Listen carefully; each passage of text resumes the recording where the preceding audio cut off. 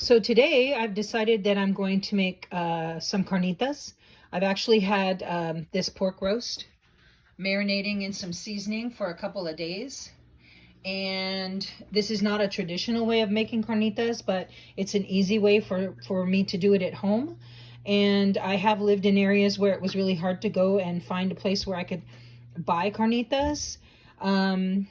The first time I ever had them was in East LA when I went down to visit with my partner at the time's family. They lived in Boyle Heights, and we would often go to various taco places and get carnitas, which are my favorite things ever. So I had to basically learn to make them at home when I couldn't do that anymore. And this is kind of my workaround to do that. So this is the base. I have some fat pieces that I cut off, and I'm just going to throw those on top of some onions, and then I'm going to get my big roast in there. So she's in the pot. That's a nice big portion of Boston butt, and essentially I'm just going to throw a few onion pieces on top since I already had some on the bottom. This is just, to help season it as it cooks. What's going to happen is the fat in this is going to render out, and it's going to give us sort of a mock carnita, because real carnitas are basically chunks of pork cooked in lard over a period of time, and then broken apart and put in usually corn tortilla with a little bit of cilantro and onion, and various types of salsa to whatever you like, and maybe a little bit of cotija cheese on top as well. But what I'm going to do right now is put the lid on this, and we're going to get it into the oven, and it's going to cook probably for about 4 or 5 hours maybe, and we'll see it when it comes out. We're about halfway through the cooking time for the carnitas, and I don't know if you can see down in there, you see how that's all that fat is rendering out, and that's going to give us kind of what the feel of carnitas. Even though this is not the traditional way of making them, it's going to be really, really good. And I'm still got my salsa ingredients smoking over here. Anyway, we're going to put this back in the oven for another 2 hours or so, and then we'll be back and probably show you some of the side dishes too.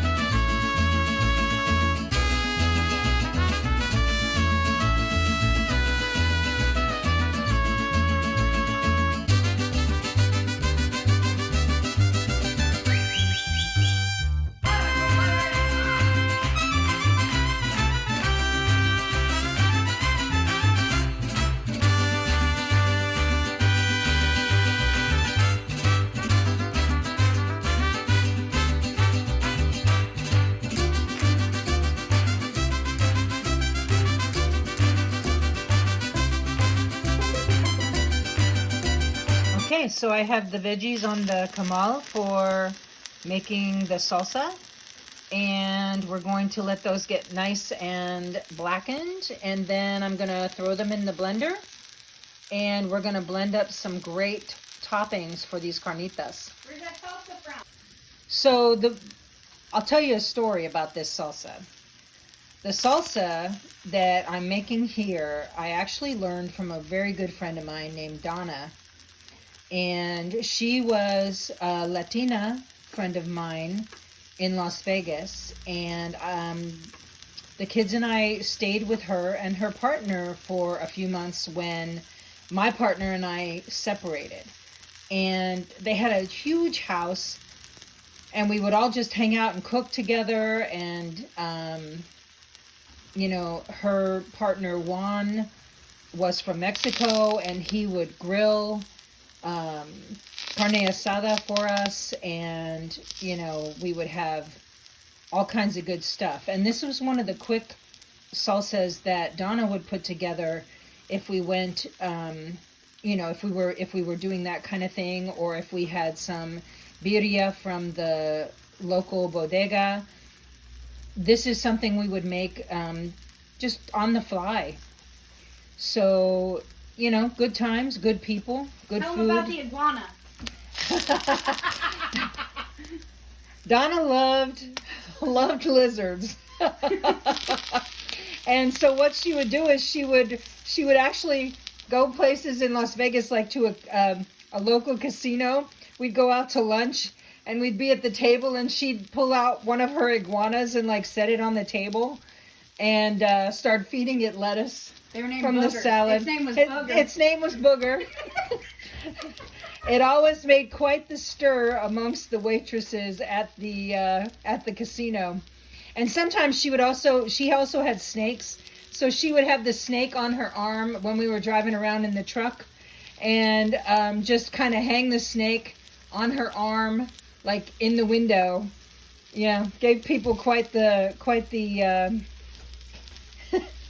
the surprise as they looked over at the truck. I'm just grabbing a pair of tongs off of my... You remember Booger got lost? Oh, God.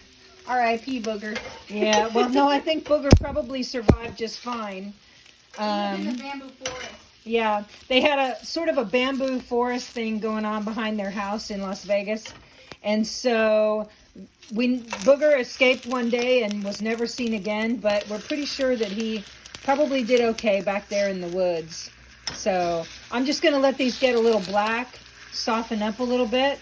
And then I'm going to, if I had a molcajete, I would use that. But I don't have one. I have a mortar and pestle, but I'm afraid that it's not as grindy, I guess you would say. So I'm actually going to do this in a blender. And I will come back once it's done. Okay, so now we're going to put everything into the blender. I got my garlic. I got my charred onions.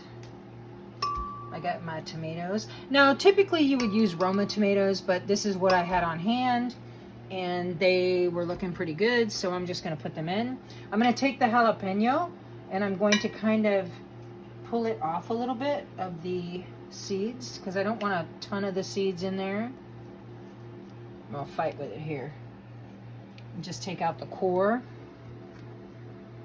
like so. And you know what? Some people might want to peel stuff. I don't peel anything. I just pull it out, and you know, that's plenty. It's all gonna get ground up, so it all works really well. A little bit of fresh cilantro and some Mexican oregano. Probably like, I don't know, just a pinch.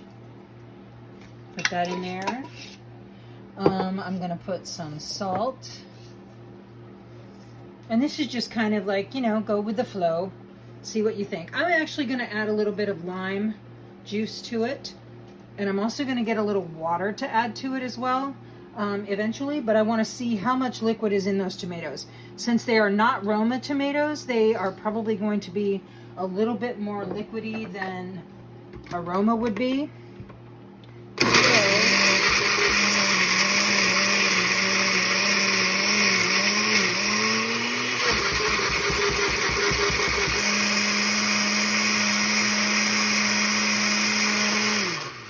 Push that down in there. Hang on 1 second. Let me get a spatula.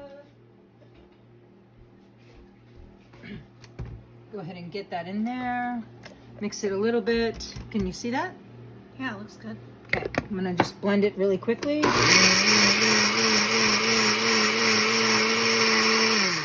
And there we go. That's it. Do you ever put fresh in there too?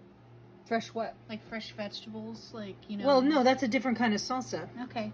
This is a particular kind of salsa that you make. Oh man, that smells good. It does. Looks really good. Yep. Okay.